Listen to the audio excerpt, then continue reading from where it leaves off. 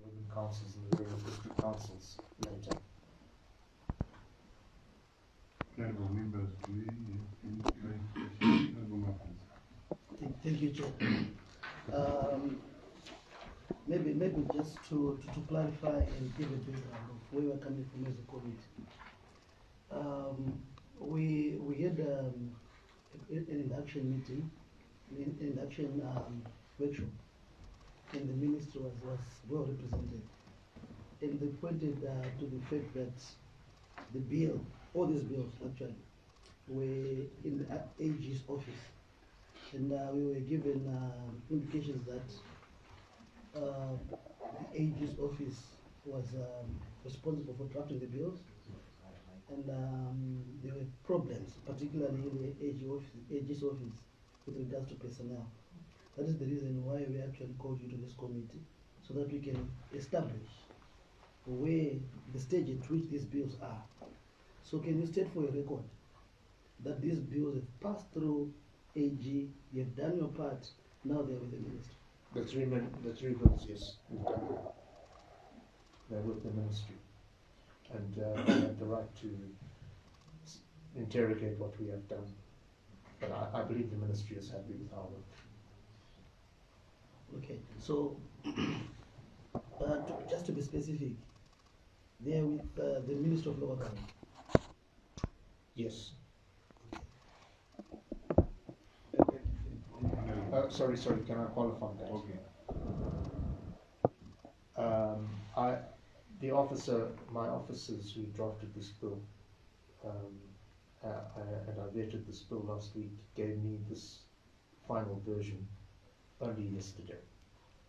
Whether they had already dispatched it to the ministry or not, I'm not sure, but I urged on them the urgency of putting this in the hands of the ministry as quickly as possible. Let me also say that ministry officials, local government ministry officials were involved in the drafting at every stage, so they're aware of what's in here.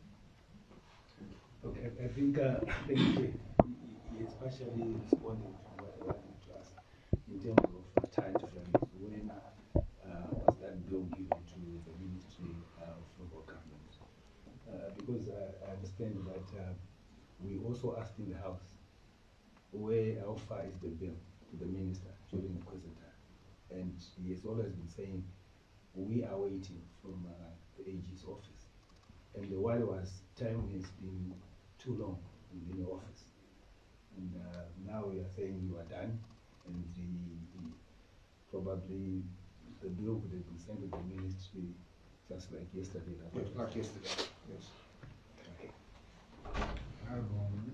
Yes, I think my question is related to what, first of all, I wanted to establish when were you through with the bill? It sounds like that has been responded to already, maybe last week, the week before, there was a lot of cleanup. It's a very complicated issues, which I think we embodied in a simple way. Maybe if you don't mind, you can brief this committee what the challenges have been which caused the delay of the drafting of these bills, because there have been concerns around the delays. The challenging, if I may, was balancing the unitary state principle with making devolution real. That was the challenge, and I think we've achieved a proper balance. There will be real devolution, not but on the other hand, we're a unitary state, so. But I think, I hope, speaking not just as a lawyer, I think people will be pleased by the results. I think so. Okay. Is it comfortable to just give us highlights of what is in the bill? Okay. Without being specific, I can read. Yeah. Mr. Dias, not yet, because you still need to be given by the minister. Yes.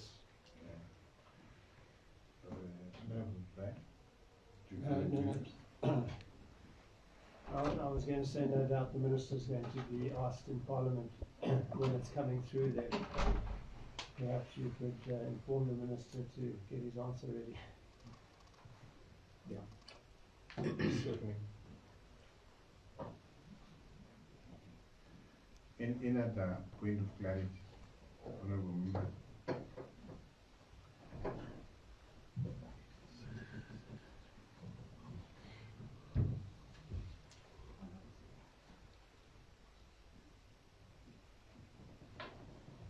Okay, Honorable Member.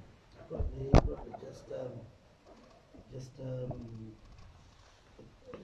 matter of clarity, I wanted to ask, so after you have drafted the bill and they've given it to the minister, the minister is now, the draft is now in the hands of the minister.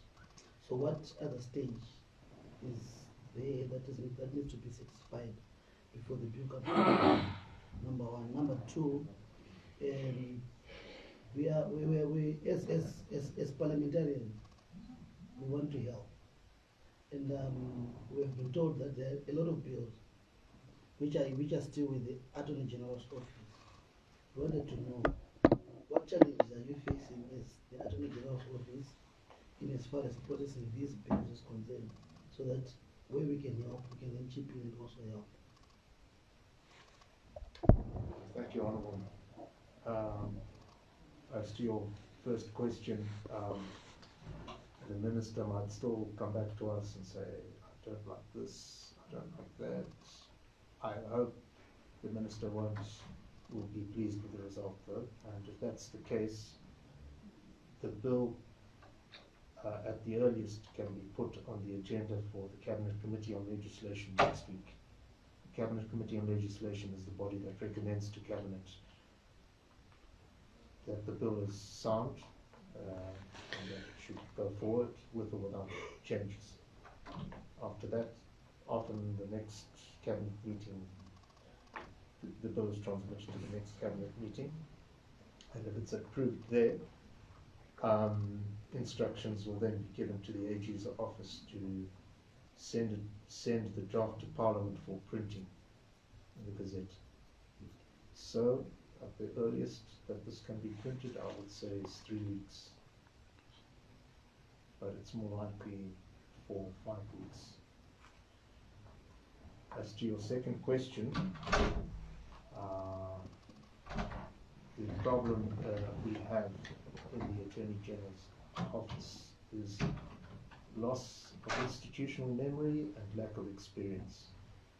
And while recruiting new staff certainly helps to fill in the gaps, it doesn't really help with those two problems.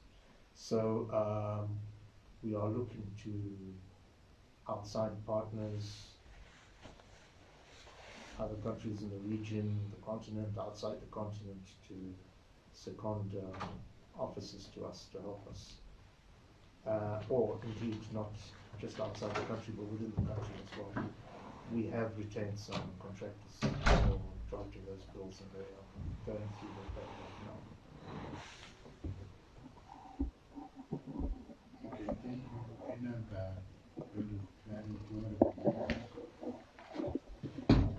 Maybe for my sake and maybe for the sake of a few other members, I just wanted to try to find out with regard to the 2 other bills that you say the ministry has not briefed you.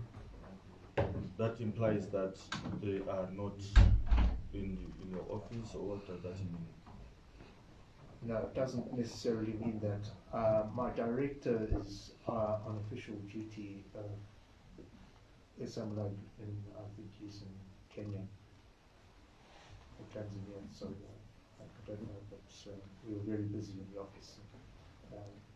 He wasn't able to give me a briefing that. I know that my director was involved in tradition rules bill, but the other one, I've not got any briefing from him on that one. So I wasn't able to report to you. Maybe progress has been done on those bills as well, but I'm not aware. Because I don't, although I deal with some legislation myself, the work is too much for it to be dealt with by the director and myself alone. So we need to get briefings from our officers and contractors to tell us what progress there is. But as for the three main bills that I spoke to, we're very happy with the outcome and the results. Just a follow-up, Mr. Chairman. Okay. Did you follow up with relevant authorities to find out what is status or process those bills? Given that you knew we were going to so. I had no time to do so. I can tell you the issue was very late in the office. I had no time to even follow up with, even when my director's not there, I rely on him a lot. When he's not there, and I have to do the follow-up myself, that can be very time consuming. I am sorry, I don't have time to do that. Yeah, I think should have some communication from Parliament to say what is it that we want to come and brief Parliament. So I then get one to say you can't then tell us about the disaster risk management bill and also the traditional leaders act, because I want to believe that you have been assigned to come in and represent the AG's office, well aware of the content of the letter from Parliament. That's why we are saying that the third probably will come information that is requested by the Parliament. Honorable member, we can advise the Deputy Attorney General to make some submission before Friday on disaster risk management bill and the traditional leaders act. Can you make some submission before Friday? In writing, yes, sir. Honorable Brian. I've got a question here. But I'd like to ask on a point of clarity.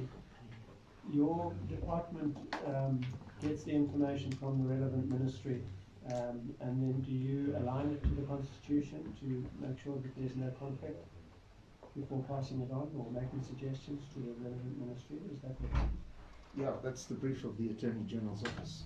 Yeah. Is to make sure law, to uphold the public interest and to ensure the rule of law and also alignment with the Constitution. That's our brief. But remember also we are we are not policy makers. So if the policy maker chooses to overrule us, that's their right. That's their right. That's why we have parliamentary ability to also act as a check. Okay. Any other point of clarity? If there is none. Mr. Des, thank you for coming. Thank you for your submissions. This committee feels to have some other submissions. We will call you again. But for today, thank you very much for these submissions. But we still need some submissions on these two risk management and the traditional leaders. Can you submit them before Friday? Yes, sir. But otherwise, thank you for coming. Thank you very much. Thank you, Honourable Chair, members. Thank you. Yes. Thank you. I dismiss. Yes. Thank you. Thank you. Thank you. Thank you.